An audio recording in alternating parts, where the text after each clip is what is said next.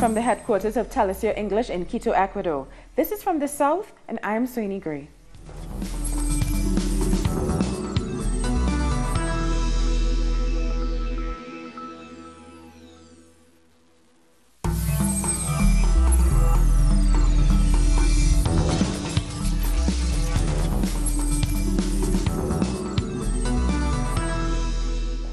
The United States Secretary of State Rex Tillerson has suggested that the Venezuelan military might step in to remove President Nicolas Maduro, but he said he didn't know if that would happen. Tillerson was speaking at the University of Texas at Austin before leaving for a tour of Latin America. He's expected to arrive in Mexico within the next hour.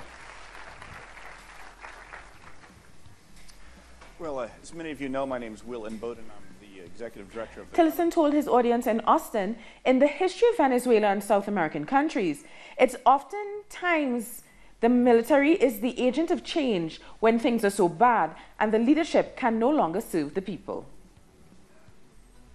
Our position has not changed.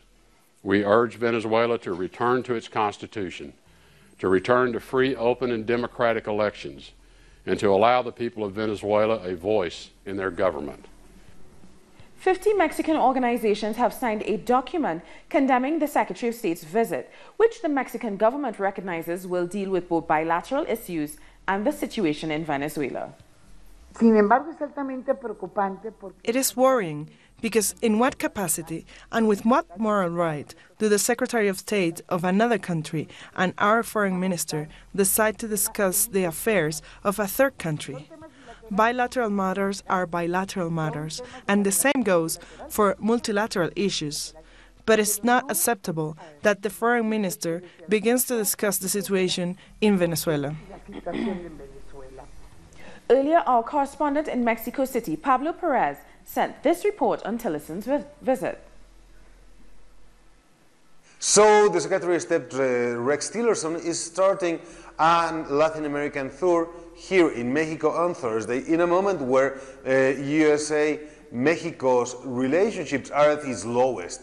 President Trump's constant threats of ending NAFTA, pulling out of NAFTA, along with his racist comments about Mexican immigrants in the United States, and his threats of deporting thousands, hundreds of thousands of migrants back to Mexico, even if most of them come from Central America, have undermined the relationship between the two countries.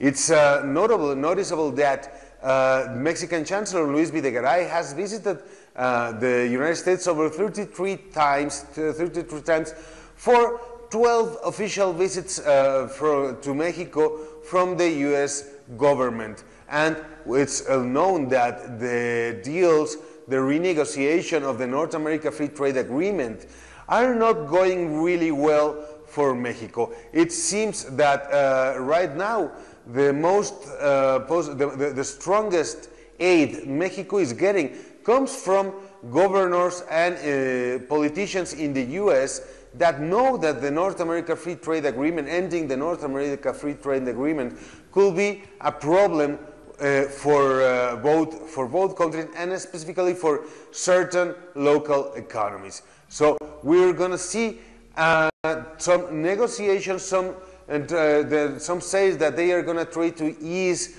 the relationship between the two countries in this official visit that begins on Thursday. We thank Pablo Perez for that report.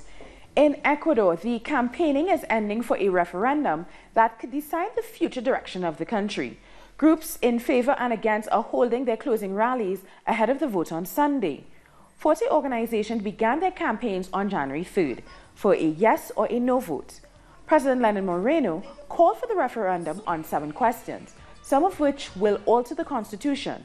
More than 150 international observers from OAS, UNASUR, and other bodies are overseeing the vote. So let's look at what's at stake in this referendum proposed by President Moreno.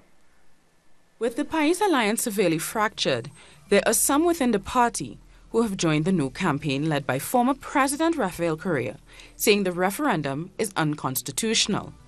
The referendum will have several questions. 3 of which have been deemed the most controversial. Question number 2 is on prohibiting indefinite re-election, which, if passed, would not allow public officials to run more than twice and would effectively bar former President Rafael Correa from running again. While controversial, question 3 could, according to the no camp, enable the president to shift power away from citizens, allowing another body to appoint judicial and other key authorities. Question 6 aims at eliminating a law that has served to protect land speculation. The other 4 questions deal with issues like penalties for child sex abuse and corruption, or protecting the environment from mining and oil drilling. All questions which could be dealt with by Parliament and which Correa's supporters say have been included to boost the yes vote. Our correspondent Christian Salas has more details. Tomorrow, people with disabilities will vote as the National Electoral Council is set to assist them by bringing the voting sheets to their houses. Another important fact to keep in mind is that political and social organizations are closing their campaigns and can no longer conduct election propaganda. Closing campaign rallies are set to take place in the 3 main cities of the country, Quito, Guayaquil, and Cuenca. Former President Rafael Correa will hold his closing campaign rally in the province of Guayas, most probably in Guayaquil. Meanwhile, government representatives will close their campaign in Quito, the capital of the country. It's important to remember that Ecuador will vote on a referendum this Sunday to decide on 7 questions proposed by President Lenín Moreno. International observers are working today and tomorrow to prepare for the vote. The National Electoral Council gave the international observers a preliminary report that details how the electoral body prepared the referendum and will train the delegates on the electoral process. Everyone is expecting the coming days to be calm, especially after the attack on Rafael Correa's caravan. We will keep you informed. We thank Christian for that report. Former President Correa says the referendum is a cynical maneuver to try and build support for the government of Lenín Moreno. Didn't they say the referendum was to fight corruption, to consult the people on issues of great importance? But no, they are just using the people to legitimize themselves politically, and that is not ethical. They spent $60 million on this, but it will not work regardless of the result. It will not legitimize them in any way. The next day, they'll be fighting amongst themselves. Venezuela's foreign minister has begun a trip to the Caribbean and Central America. Jorge Arreaza tweeted, "We're going to visit our sister countries to strengthen unity, solidarity, and sovereignty, which is an essential part of our destiny." Arreaza has already arrived in Cuba and is to travel later to Nicaragua and St. Vincent and the Grenadines. The Venezuelan president, Nicolas Maduro, says he's committed to reaching a final agreement with the opposition because only in peace can the country overcome its problems. Maduro was speaking after the Venezuelan government and opposition reached the pre-agreement at their talks in Santo Domingo. There is a lot of expectation after more than 40 hours of talks. It was the 3rd day on the 5th round of talks between the Venezuelan government and the opposition after almost 2 years. They were decisive hours. After midday, the president of the Dominican Republic, Danilo Medina, broke the silence. Today, we would like to announce that I have in my power the deed of the developments of these talks, which is signed by both parties and which I am a mediator. There is only one copy, because based on the principle that nothing is agreed unless everything is agreed, we cannot give more details about the developments. Venezuela's government confirmed the signing of the pre-agreement. There are only a few details left that will be resolved in the next 72 hours. The signing of this pre-agreement today is a ratification of the principle of sovereignty of Venezuela. But the opposition denied it. We must be very clear, there is no pre-agreement. Right away, there was a commotion among the journalists. What was signed then? They didn't understand why President Danilo Medina's statement about a signed pre-agreement was being denied. This is how the talks ended. If they manage to agree on the last details, the next talks will be on Monday, February 5th, in the Dominican Republic's Chancellery for the signing of a final agreement. We take a short break now. Join us again after this look at what our multimedia colleagues are reporting.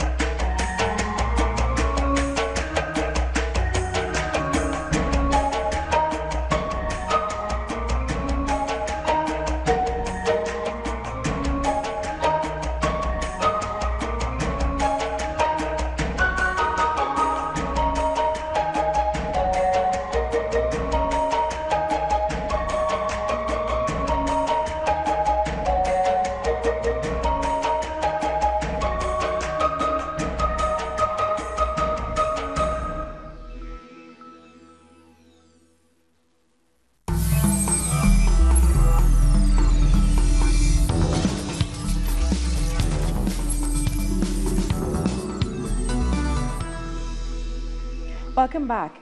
A third indigenous community in Bolivia has installed an autonomous government in line with Bolivian law. The Uruchipaya people have lived in the Andean mountains of western Bolivia since 2500 BC. They are one of the 3 original peoples of Bolivia to become semi-autonomous out of the 36 groups recognized under Bolivia's 2009 constitution. President Evo Morales commended the Uruchipaya for maintaining their traditional ancestral practices. And severe flooding in southern Bolivia has affected at least 120,000 people. Dozens of homes collapsed after heavy rains pelted the city of Huaquiba, which sits at the border with Argentina. Residents were forced to wade waist-high flood waters to save their animals and belongings. The local civil defense says at least 40 families are now homeless. They are seeking rebuilding assistance from the government. The U.S. Federal Emergency Management Agency says it is not cutting off aid to hurricane-ravaged Puerto Rico. Backtracking from a statement made by one of its officials on Monday, a FEMA official said food and water provisions would be shut off on Wednesday, prompting public outcry. FEMA responded, saying there is no decision to stop distribution of supplies. It says it has millions of liters of water and food to help the survivors from Hurricane Irma.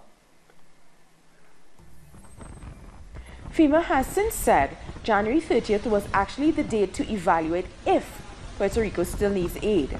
Hurricane Maria devastated the island 4 months ago, flattening thousands of homes and killing scores of people. Today, about more than 500,000 people are still without electricity. Crime has surged, and hundreds of thousands are struggling to get out of the country.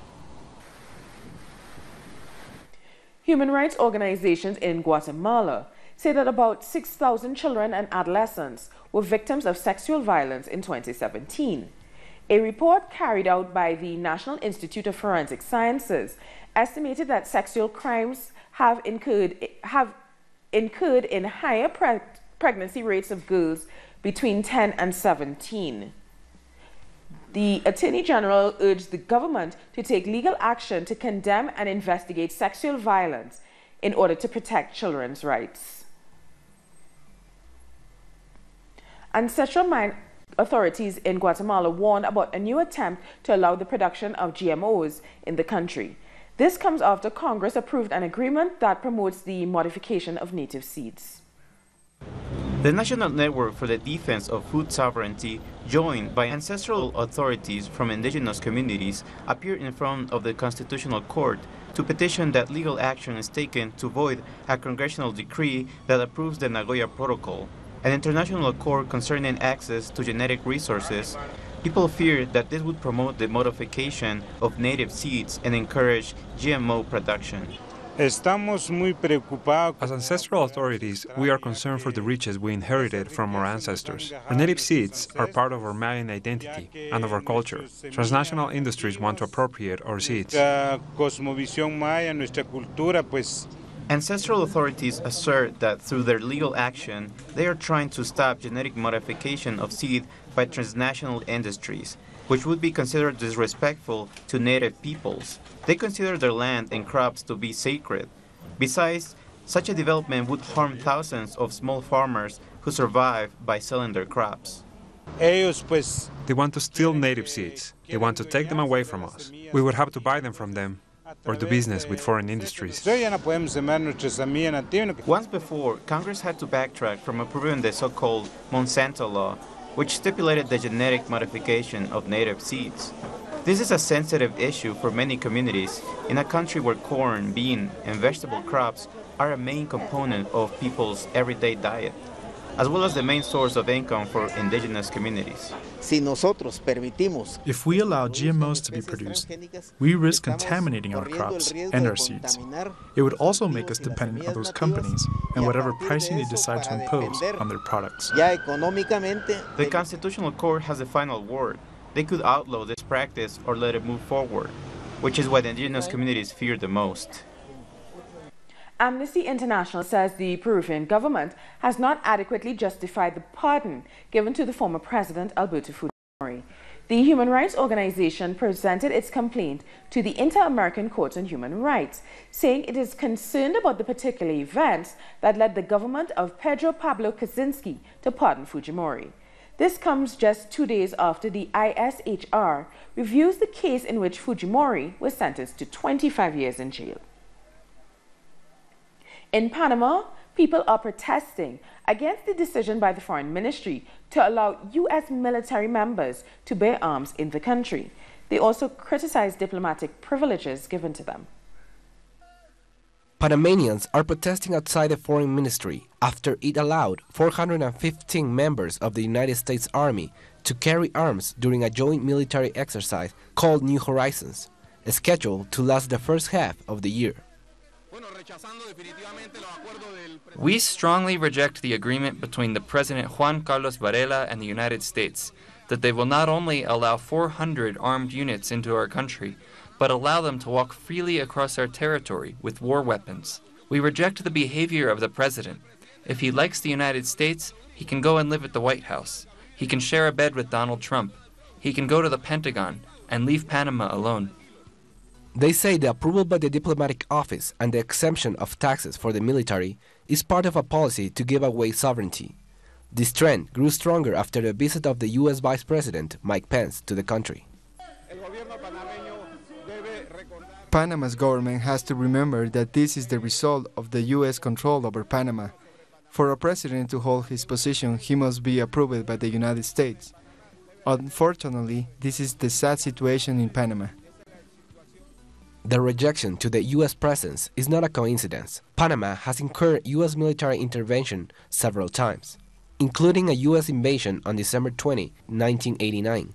These groups say the U.S. wants to increase its presence in the region. We will not allow this. We are protesting against the Yankee presence, and we are sending a clear message to the foreign minister that we don't accept these agreements they've made with the United States. We don't accept the U.S. presence in Panamanian territory, or that they use it to attack other brother countries like Venezuela. Social movements say they will continue calling for protests to demand respect for their sovereignty, a demand that has cost them the blood of generations. We'll take a short break now. Join us again after this look at what our multimedia colleagues are reporting on.